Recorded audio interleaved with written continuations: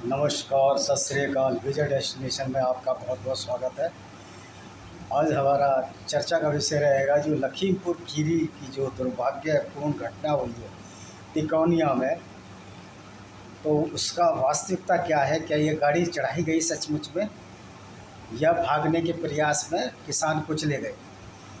तो सबसे पहली बात यह है कि हमने वीडियो जो फुटेज देखे गाड़ी के, अगर गाड़ी को पहले ही चढ़ा दिया गया होता तो गाड़ी का जो विंड स्क्रीन है, जो आगे का शीशा है, महिंद्रा थार की बात कर रहा हूँ, उसके वीडियो फुटेज बहुत क्लियर आ रहे हैं, सब लोग देख सकते हैं, जाकर चैनलों पर चल रहा है।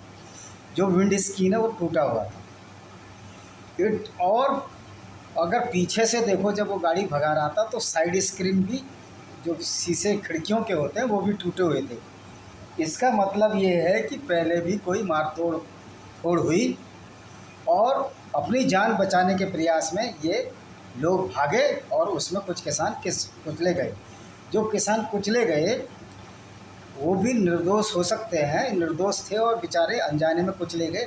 उनके साथ हमारी बहुत बड़ी सहानुभूति है और होना भी चाहिए। वो मृतक हैं, ईश्वर उनकी आत्मा को शांति दे और उनके परिवार वालों को ये हिम्मत दे कि वो उनको ढांढस बंधा सके।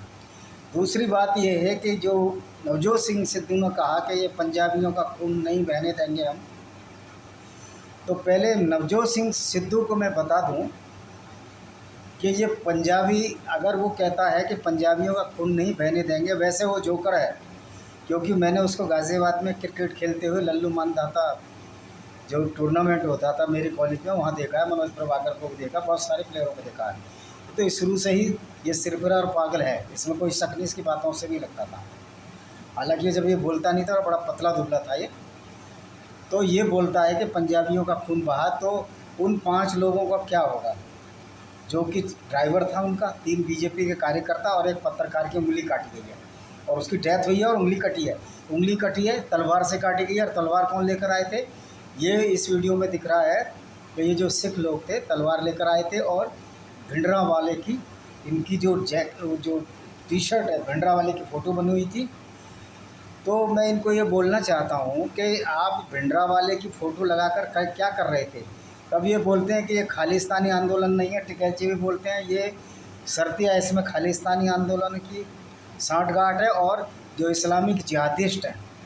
क्योंकि इस्लाम तो एक ऐसा रिलीजन अब साबित हो चुका है, एक ऐसा मज़हब साबित हो चुका है जो कि मानवता के खिलाफ़ है और बलात्कार को, लूटने को, किलिंग को, जो काफिरों किलिंग को भी ये सर्टिफाइड करता है। ये अब इनका सोशल मीडिया पर एक्सपोज हो चुका है, तो अब ये अपना ध्यान डाइवर्ट करा रहे हैं कि इस्लाम पर ध्यान ना जाए। लेकिन ये जो लड़ाई की जड़ है वो सारी इस्लाम की और इन जिहादिस्टों की और कम्युनिस्टों की फैलाई हुई लड़ाई की जड़ है। तो ये पंजाबी और उत्तर प्रदेश का बात क्यों कर रहे हैं। और दूसरा ये डराना चाह रहे हैं कि हमारी, देखिए हमें किसी से कोई मतलब नहीं है, सिख हो, हिंदू हो, पंजाबी हो, सब एक ही है। लेकिन मैं एक डेटा के पर बता रहा हूँ कि सिखों की आबादी सबसे ज़्यादा अगर उत्तर प्रदेश में पीलीभीत ज़िले में, जो कि 4.7% है। और कहीं भी ये 1.37 है एक ज़िले में, बाकी ये 0.00 में आते हैं, बहुत ज़्यादा नहीं है। तो ये सरकार को ब्लैकमेल करने की कोशिश करेंगे कि हमारा वोट बैंक है या नहीं है। सिखों में भी बहुत सारे सिख हैं जो जानते हैं कि हिंदू और सिख एक ही होते हैं। दूसरी बात है, अगर ये इनको खालिस्तान की चरक चढ़ी हुई है, पागलपन चढ़ा हुआ है, भांग अफीम खा के, क्योंकि उड़ता पंजाब फिल्म बनाई थी, इसमें सबसे ज़्यादा नशेड़ी ये पंजाब के लोग पाए गए थे। उसमें भी जो स्पेशली हैं, आप समझ सकते हो कौन पाए गए थे। तो और तब ये एक बात बताइए, ये जो इनको खालिस्तान की ज़रूरत क्यों पड़ रही है। हम क्या, ये सबसे पहला हक अगर गुरुओं पर है तो हिंदुओं का है। और हमको हमारे गुरु हमें चाहिए, हमें खालिस्तान से कोई लेना देना नहीं। हमारे गुरु दो, हमारे पंच प्यारे दो, बंदा बैरागी दो, भाई मतीदास सतीदास दो, जो कि हिंदू थे, ब्राह्मण थे। बंदा बैरागी सिंह गुरुजी ने बनाया था। हमको अपने सारे गुरुजी चाहिए।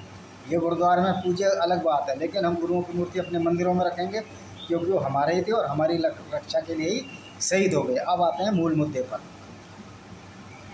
तो इस तरह की ये बातें कर रहे हैं, भिंडरावाले की ये मूर्तियां लगा रहे हैं। और जो गाड़ी चढ़ाई गई है, निश्चित तौर पर उसने अपनी जान बचाने के लिए चढ़ाई थी, लेकिन इनका हुजूम इतना था, गाड़ियों को घेर कर रोक लिया गया और उनको जान से मार दिया गया। अगर एक बात बताइए, अगर महिंद्रा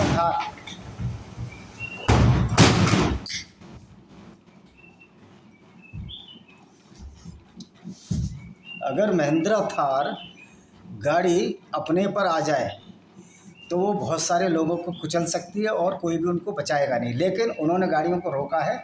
ज़बरदस्ती तो वो गाड़ी रुक नहीं सकती, इतनी पावरफुल गाड़ियाँ। अगर वो गाड़ियाँ रुकी तो सिर्फ इस बिना पर रुकी, उनको रोका गया। उनके पत्थर शीशे तोड़े गए, वो शीशे पहले ही तोड़े जा चुके थे कुचलने में, तो ये भागने के प्रयास में जान गई। और जिन लोगों की जान गई, हो सकता है कि वो बड़े निर्दोष लोग हों, ये तो पुष्टि अभी हो नहीं पाई है, ये तो अभी खोज का विषय है किस तरह इनकी जाने गई। और ये भी अभी ये तो क्लियर हो चुका है कि गाड़ी के जो शीशे थे पहले से टूटे हुए थे जब वो गाड़ियाँ भगा रहे थे। तो ये सीधा सीधा नरसंहार है, दोनों तरफ से हुआ। इसमें उकसाया किसने, पक्ष किसका है, ये देखने की वाली बात है। और दूसरी बात ये है, वो जान बचाने के लिए भागे थे, उसके प्रयास में बहुत सारे लोग मारे गए। 4 लोग किसान इनके कुचले गए। और जब ये किसान कुचले गए तो उन्होंने भी रिसेंटमेंट में या बदले की भावना से उन लोगों को भी कुचल दिया, उनको भी मार दिया। तो ये उनके खिलाफ ये मुकदमा तो अपने आप ही ख़त्म हो गया। आप किसके खिलाफ FIR कराएंगे जबकि उनको मारा जा चुका है। और जिस तरह से ये किसान आंदोलन अराजक रहा है, तो इस शर्तिया बात है, ये फंडिंग इनकी कनाडा से आ रही है और ब्रिटेन से भी फंडिंग आ रही है। और दूसरी बात ये है कि आप कितना भी BJP गवर्नमेंट को बदनाम कर लो, हम लोग हमेशा BJP के सपोर्टर रहेंगे, क्योंकि ये एक ऐसी पार्टी है जो हिंदुओं का स्वाभिमान बचा रही है, देश का स्वाभिमान बचा रही है और भारत की सनातन वैदिक धर्म संस्कृति को अक्षुण्ण कर रही है। और हमारे सिख भाई भी जानते हैं कि वैदिक सनातन धर्म की उपज गुरुजी थे, गुरु नानक के माता पिता भी हिंदू ही थे। अगर कुछ चंद सिर फिरे पागल पगड़ी धारण करके अपने को सिख कहते हैं और कहते हैं कि हिंदू अत्याचार कर रहे हैं, ये हो ही नहीं सकता, क्योंकि वो स्वयं उनके गुरुजी खुद हिंदू थे। ये सब पागल हो चुके हैं, फैनाटिक्स हैं, ये पता नहीं कितना नशा ये लोग करते हैं। दूसरी बात ये है कि ये जो सोनिया गांधी की बेटी आई है, जिसकी नाक इंदिरा गांधी से मिलती है, प्रियंका गांधी, इसको किसानों का दर्द बोलने का कोई हक ही नहीं है। क्यों नहीं है? इसलिए बोलने का हक नहीं है कि इसके जो हस्बैंड है, जो इसके खाविंद है, रॉबर्ट वडेरा ने हजारों एकड़ ज़मीन राजस्थान में ज़बरदस्ती एक्वायर कर ली और किसानों को लाठी और डंडों से मारा गया। ये काम हुड्डा जी ने इनको ज़मीन दिलाने में वाड्रा ने किया, जिसमें अशोक खन्ना जी का ट्रांसफ़र कर दिया गया।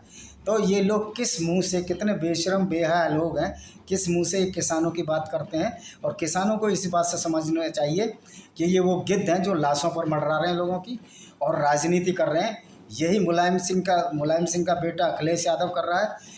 वो मुलायम सिंह के बेटे अखिलेश यादव, ये उसी का बेटा है जिसका बाप कहता था मुलायम सिंह कि लड़कों से गलती हो जाती है। अगर यही गलती इनके परिवार की महिलाओं के साथ हो तो कैसा लगेगा। पर हम इतनी नीचता पर गिरेंगे नहीं, क्योंकि ये ख़ानदान की, ये जो बहुत ही नीच ख़ानदान है, इसकी एक एक हम जड़ जानते हैं, इसकी एक एक हकीकत को हम जानते हैं। इटावा के सैफई के लोग भी बताते हैं और दूसरे लोग भी बताते हैं। ये लोग अपने स्वार्थ के लिए कुछ भी कर सकते हैं, ये जातियों में लोगों को बांट सकते हैं। और यही मायावती भी कर रहे हैं। हिंदू समाज के सबसे बड़े दुश्मनी अखिलेश, मायावती और ये भीम सेना वाले चंद्रशेखर रावण हैं, जो लाशों पर राजनीति कर रहे हैं।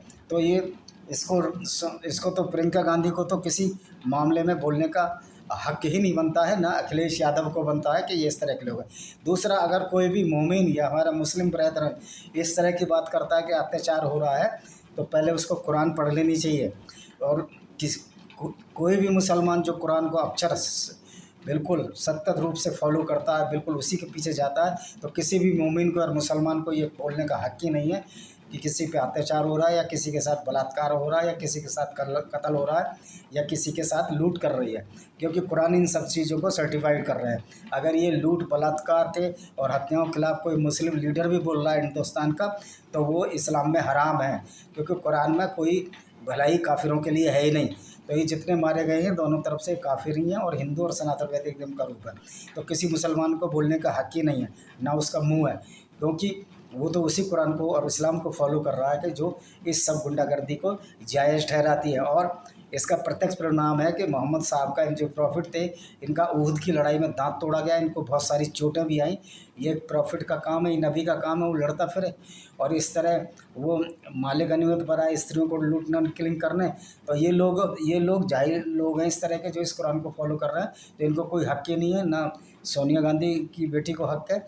ये सिर्फ गिद्धों की राजनीति कर रहे हैं। और दूसरा, ये आंदोलन अब अराजक हो चला है, तो गवर्नमेंट को चाहिए कि अब सारे जितने किसान नेता ये अराजकता फैलाएं, इनको जेल में डालें। और बीजेपी के वोट बैंक पे कोई फ़र्क पड़ने वाला नहीं है और इन चंद लोगों के वोटों से कुछ होने जाने वाला भी नहीं है। तो इनसे बिल्कुल डरने की ज़रूरत नहीं है। किसान लॉ बिल्कुल फ़ायदे के लॉ है और उसका जब सुप्रीम कोर्ट में केस चल रहा था, इनको अलग से ये सिर्फ अराजकता फैला रहे हैं। इनको फंडिंग हो रही है कि बीजेपी को किसी से हराया जाए।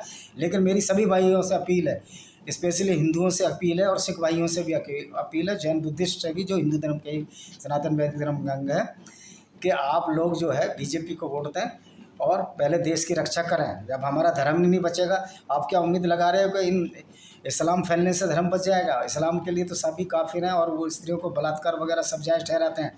तो ये दलित का और ये जो इस्लाम का जो संगठन ये ओबीसी चला रहे हैं, हो ही नहीं सकता, क्योंकि इस्लाम में तो किसी को कुछ मानने की इजाज़त नहीं है। और काफिरों के खिलाफ तो बहुत कड़ी सज़ा, हमको मार भी सकते हैं। तो मुस्लिम जहाँ जहाँ रहेंगे वहाँ भाईचारा हो ही नहीं सकता, क्योंकि इस्लाम का ये डॉक्ट्रिन नहीं है, सिद्धांत नहीं है कि भाईचारा स्थापित हो। तो आप इस किसी मुगालते में ना रहें। और हमारे कुछ लोगों, हमारे सिख भाइयों को जो खालिस्तानियों ने भड़का दिया, तो हम चाहते हैं कि हमारे गुरु हमको वापस लौटाए जाएँ, वो हिंदू ही थे, और उसके बाद ये खालिस्तान की डिमांड करें। तो फिर किस बेस पे खालिस्तान मांगेंगे? तो हिंदुस्तान तो इनके लिए है ही, शुरू से ही है। गुरु गोविंद सिंह का और गुरु तेग बहादुर और अर्जुन देव का ये शायद बलिदान भूल गए और ये धमकाते हैं हम वो कौम है, हम वो कौम है। अरे तुम क्या आकाश से उतर के आए थे? तुम वही कौम हो जो हिंदुओं में से बने थे, और तुम हिंदुओं की जेनेटिक्स का हिस्सा हो, हिंदुओं की पेडिग्री का हिस्सा हो, और हिंदुओं का ही वंश और डीएनए का हिस्सा हो। तुम कोई आकाश से उतर के नहीं आए हो। तो आप लोग जो है तथाकथित, आप लोग हिंदुओं के ही वंशज हो। और अगर आप हिंदुओं को ही गाली दे रहे हो, तो इससे जालियत और बेशर्मी की बात हो नहीं सकती। और आप लोगों में जो डीएनए है और डीएनए कैसे दूसरी पीढ़ी को जाता है, ये आपको पता है।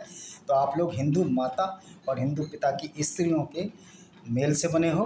और तो आप इतना अलग से कोई, अगर कितना भी चाहोगे, आप अलग हो नहीं सकते, क्योंकि साइंटिफिकली आप जो है हिंदुओं की औलाद हो। और इसलिए हिंदुओं से घृणा करने का मतलब है अपने माँ बापों से, अपने पुरखों से घृणा कर रहे हो। इससे बड़ी जालियत और बेशर्मी हैया की बात हो नहीं सकती। तो इन खालिस्तानियों को मेरा ये संदेश है, ये सब छोड़ दीजिए, हमारे गुरु हमें वापस दीजिए। दूसरा, ये जो जिस तरह का तुम ड्रामा कर रहे हो और जिस तरह के किसान ड्रामा कर रहे हैं, उसमें ये खालिस्तानी वाकई घुस गए हैं।